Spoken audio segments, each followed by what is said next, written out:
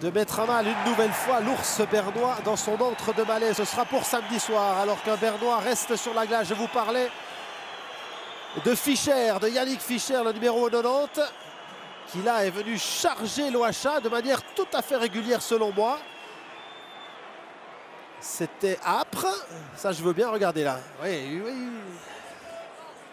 Quoique, j'ai pas l'impression qu'il y avait un coup de levée de la part de Fischer, même si du sang coule sur le visage de l'OHA.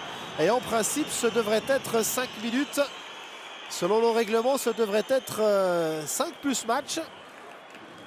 Pour autant que les arbitres estiment qu'il y a faute. Mais selon moi, il y a une attitude engagée de Fischer sans qu'il y ait faute. Même si l'OHA se plaint, il a raison de se plaindre d'ailleurs. Du sang à couler sur la glace, c'est dire si Pascal, on va devoir sans doute intervenir. Je peux vous dire que l'OHA, il vient de passer à côté de moi là dans le couloir. Il a l'arcade sourcilière méchamment ouverte et beaucoup de sang qui coule sur son visage. Et il est parti directement, non pas au vestiaire, mais à l'infirmerie, probablement se faire poser des points de suture.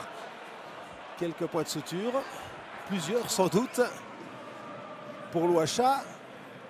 Et pas de sanction à l'encontre de Yannick Fischer. Mais je puis vous rassurer, le défenseur vaudois est désormais, il l'était sans doute déjà avant, mais désormais plus que jamais dans le collimateur des joueurs bernois et notamment de certains durs à cuire. On pense à Chervet, on pense à Reichert, on pense à Rufflart. Il est aussi un petit peu en perte d'équilibre, l'OHA, au moment de la charge. Et ce qui est sûr, c'est que Fischer ne sort pas le coude pour le mettre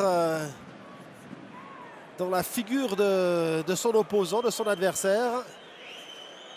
C'est évidemment malheureux ce qu'il arrive à Michael l'OHA.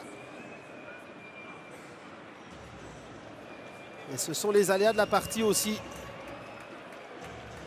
En tous les cas, on est servi là, au niveau